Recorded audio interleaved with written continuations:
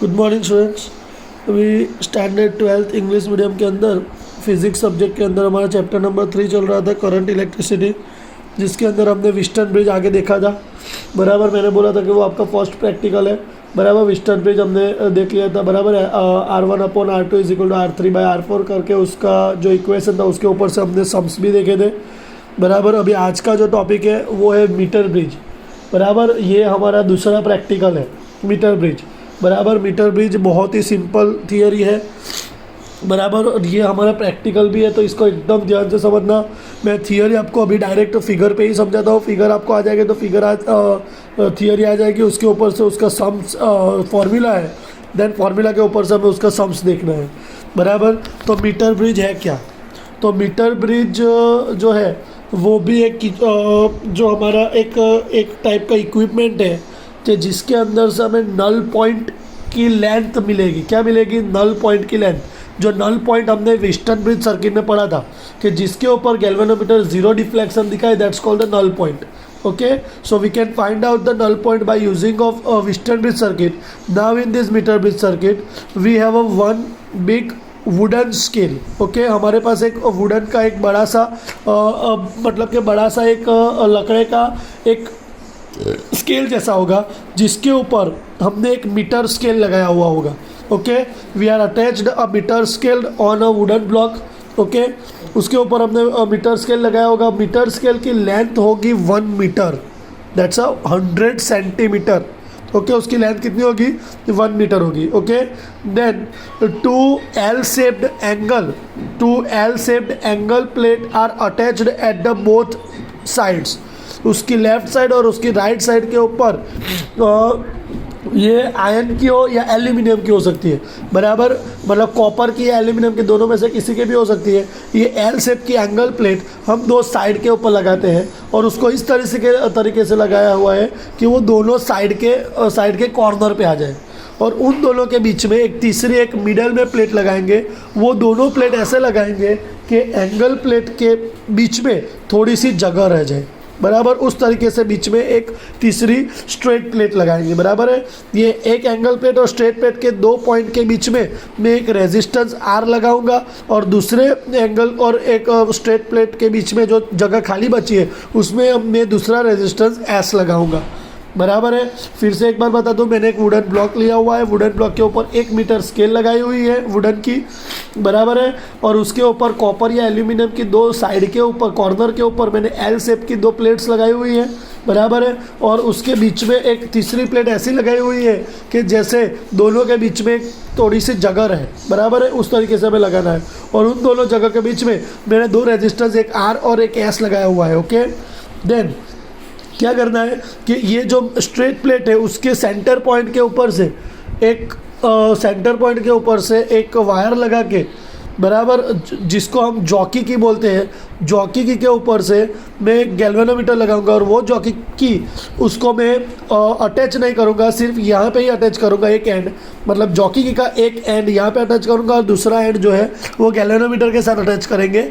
बराबर, और वो जॉकी की को मैं इस ये जो स्केल है उसके ऊपर मैं उसको ट्रैवल करवाऊंगा। बराबर, कहाँ तक ट्रैवल करना है? उसको वहाँ तक ट्रैवल करना है जहाँ तक ये गैल्वेनोमीटर जीरो रीडिंग न दिखाए, वहाँ तक एक जॉकी की को हमें क्या करना है? ट्रैवल करवाना है। और जब ये गैल्वेनोमीटर जीरो डिफ्लेक्शन दिखाता है तो उस पॉइंट को हम बोलते हैं नल पॉइंट।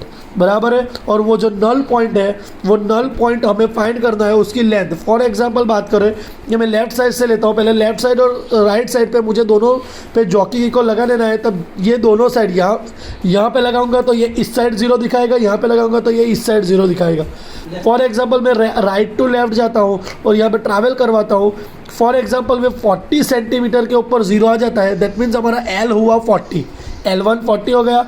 और L2 मुझे फाइंड करना है तो वो 100 में से माइनस होगा, क्योंकि पूरी जो हमारी स्केल है वो 100 सेंटीमीटर की है। तो जो L2 मुझे मिल जाएगी वो 60 सेंटीमीटर की मिल जाएगी, क्योंकि 100 - 40 क्या होता है?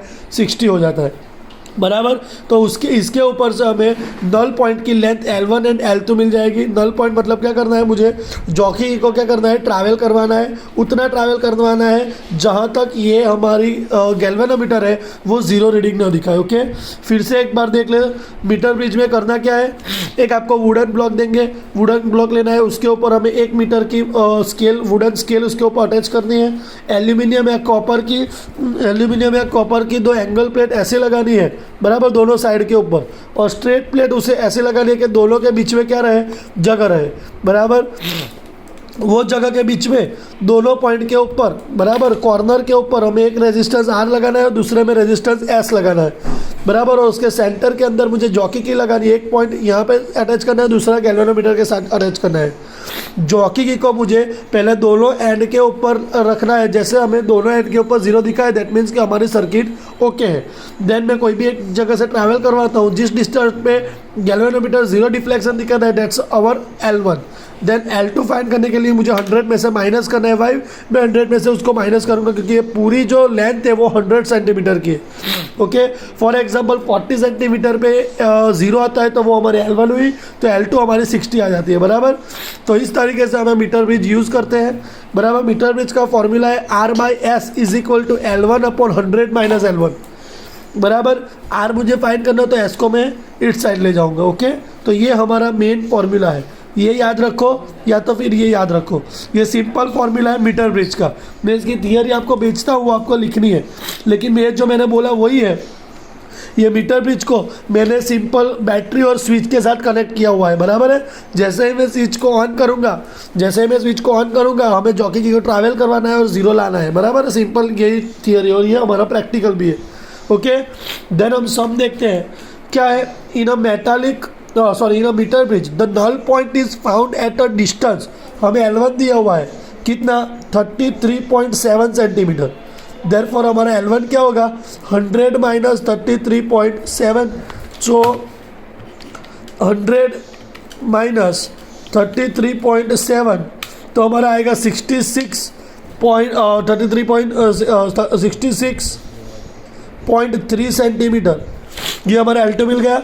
If now resistance of 12 ohm, R हमें दिया हुआ है 12 ओम का, is connected in a parallel with S, the null point occurs at the, null point हमें दिया हुआ है 51.9, फिर से हमें L1 दिया हुआ है 51.9 सेंटीमीटर, तो हमें L2 कितना होगा, सो 100 में से माइनस 51.9 करते हैं तो कितना आएगा, 43.1, बराबर।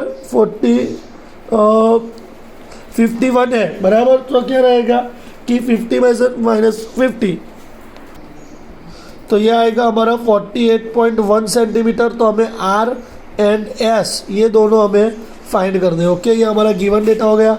अभी मुझे पता है कि R/S is equal to L1/L2 होता है 100 माइनस L1।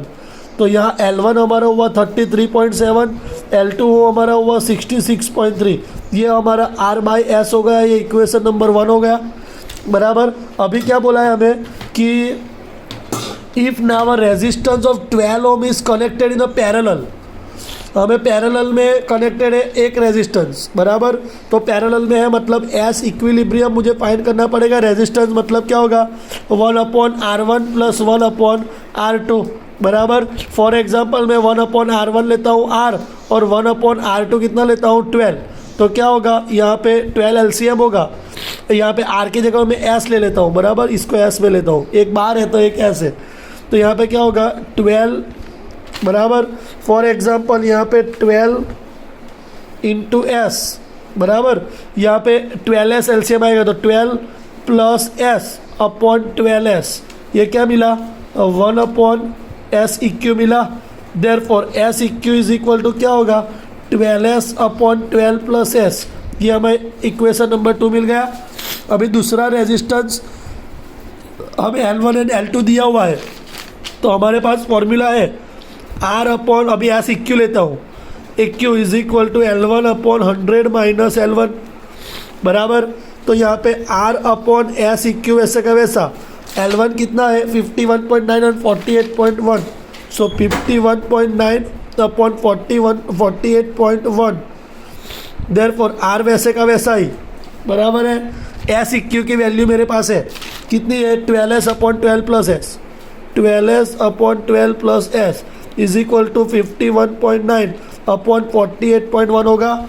इसको मैं ऊपर ले जाऊँ तो क्या होगा आर ब्रैकेट में 12 plus S upon 12s is equal to 51.9 upon 48.1।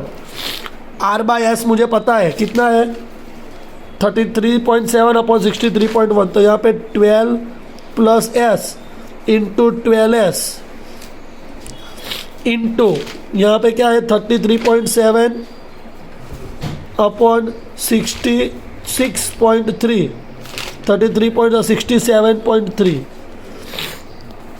66.3 is equal to 51.9 upon 48.1 हो गया बराबर। अभी क्या करूँगा इसको मैं इसके साथ मल्टीप्लाई करूँ तो क्या होगा कि 12 plus S upon 12s is equal to 51.9 upon 48.1 बराबर। ये डिवाइड में जाएगा मतलब कि 66.3 अपॉन 33.7 होगा बराबर।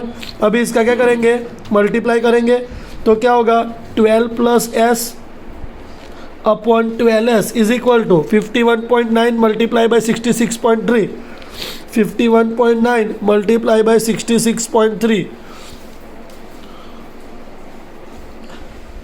तो कितना आता है किला 370 divide by 48.1 multiply by 33.7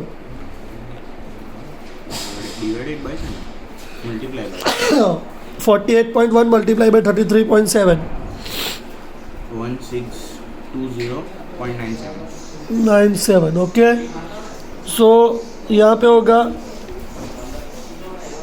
upon 12s is equal to इन दोनों का डिवाइड कितना होता है 3706.17 डिवाइड बाई 1620.97 3706.17 अपॉन 1620.97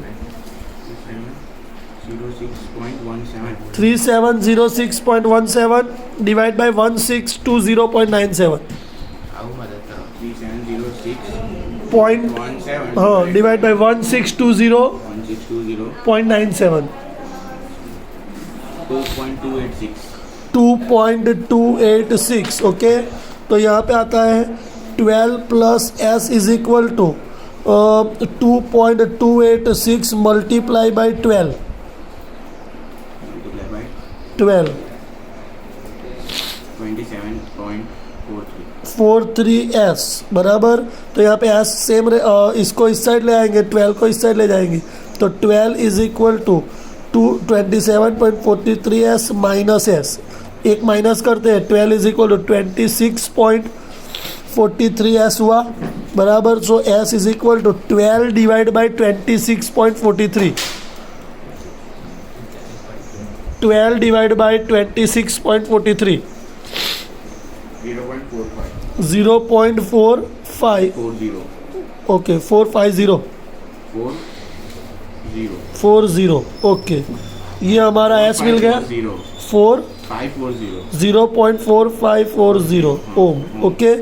अभी आर बाई एस मुझे पता है कितना है, ये वाला इक्वेशन या ये वाला इक्वेशन कोई भी एक में डाल दो तो मुझे क्या मिल जाएगा आर मिल जाएगा बराबर। तो ये सिंपल सब आपको करना है R by S is equal to 33.7 upon यहाँ पे हमें पता है कि R by S is equal 33.7 upon 66.3 therefore r is equal to 33.7 upon 66.3 multiply by 0.4540। तो यहाँ से मुझे क्या मिल जाएगा r मिल जाएगा बराबर। सिंपल ये आपको करना है। तो ये इस तरीके के ये मीटर ब्रिज का सम्स है बराबर। तो ये आपको करना है, बाकी इसके एक्स्ट्रा सम मैं आपको भेजता हूँ। Okay thank you.